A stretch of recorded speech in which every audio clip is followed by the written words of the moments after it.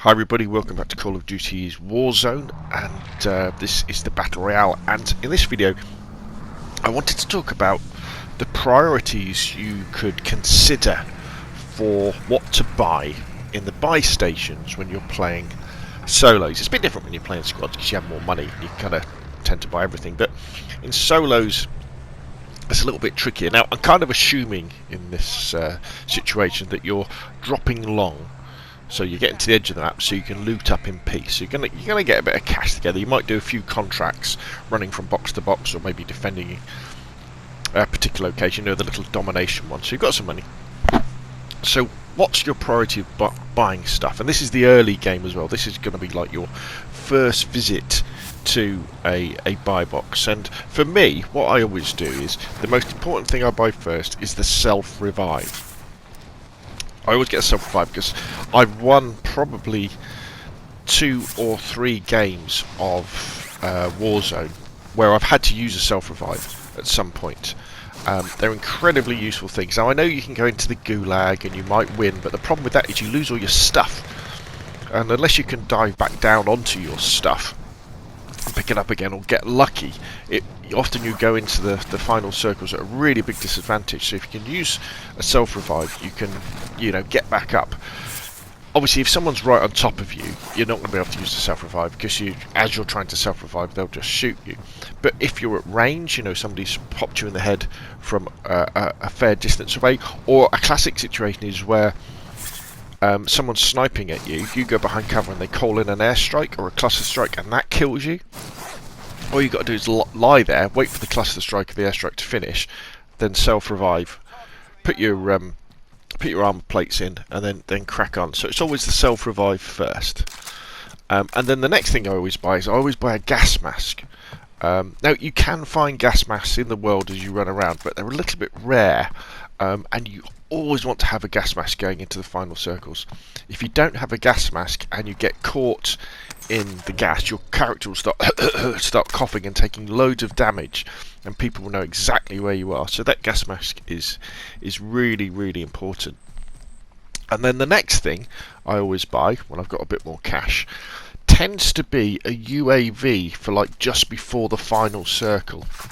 Now this is up for a bit of debate, to be honest, the UAV, because you may want to choose something like a cluster strike, to just bring in a quick cluster strike. Use your heartbeat sensor to figure out where people are, and then just use a cluster strike on them, or an airstrike. Bring the pain that way. So I'm kind of open to experimenting with different things, but for me, those first 2 are definitely self-revive and gas mask. Now you may say, well, wait a minute, why don't you go for the custom loadout? That's the most important thing. You're right, but I always find if you fly long, parachute long, and loot up sort of quietly, every single game I'm in, I will come across a custom loadout drop, and I'll be able to get my custom loadout without spending any money at all. And also, I find enough ammunition and enough armor plates, and you probably find the odd field upgrade as well. As far as field upgrades go, again, it's kind of up to you, but I would lean, if I had a choice, the top 2 I would have are dead silence, so you can come in quietly to the final circles, or stopping power, so that you can kill people quickly in the final circles. But if you're left, if you've only got like a trophy system, that can work because you can throw that down if you're in the middle of a final circle, which stop people firing rockets at you and throwing grenades at you, or even the barrier that you put down, you could pop that down to defend yourself that way.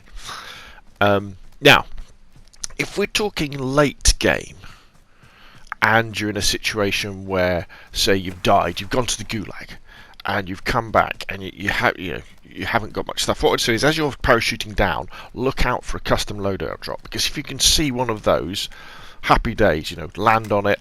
Be very careful because everybody's probably looking at it. Land on it, pick it up, and then run into the nearest building. And you're trying to get money. Then try and kill people, or just search for more money, listening out for boxes. And then late game, when you're coming this way, it tends to be one of the first ones is the munitions box. And the armour, because it's often you can't find that stuff around the map if you're in an area that's been heavily looted already. But if you get the munitions box, throw it down, take the ammunition and the throwables out of it, and then crack on. Same with the armour. You know, you buy the armour so you're at full armour strength, because in late game you haven't got enough time, or you know there's not enough armour left around to pick up. Actually, another thing, early game as well, I'll say about the munitions box. If you do have an excess amount of money, feel free to buy a munitions box and throw it down, especially if, like me, you run something like an RPG as your secondary, because that will then make sure you've got the full allocation of rockets to have a go with.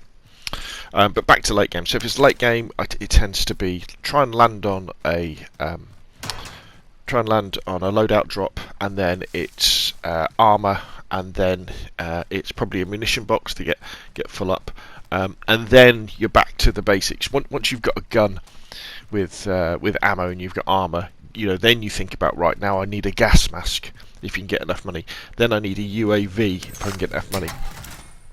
At this point, also, it's probably not worth buying a custom loadout,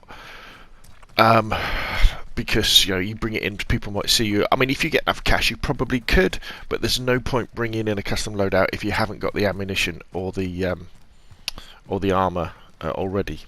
So there we go. So that's my priorities for buying stuff from buy stations.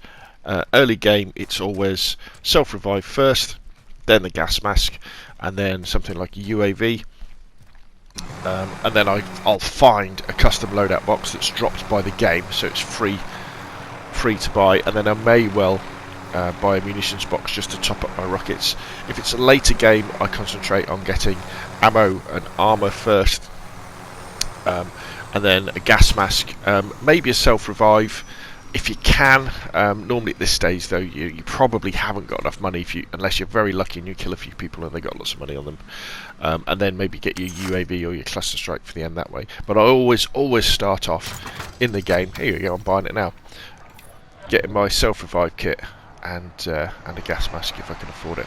So there we go. Hopefully that's helpful. Hopefully that allows you to avoid the problem of the paralysis of choice. Because when you're going to the buy box, you're in an exposed position. It should be, right, bang, this is what I'm buying, and bang, you're running away and you're getting out of there. So there we go. Okay, so hopefully that's helpful. Hit like if you've enjoyed the video, subscribe if you want to see more of the same, and I will see you again soon.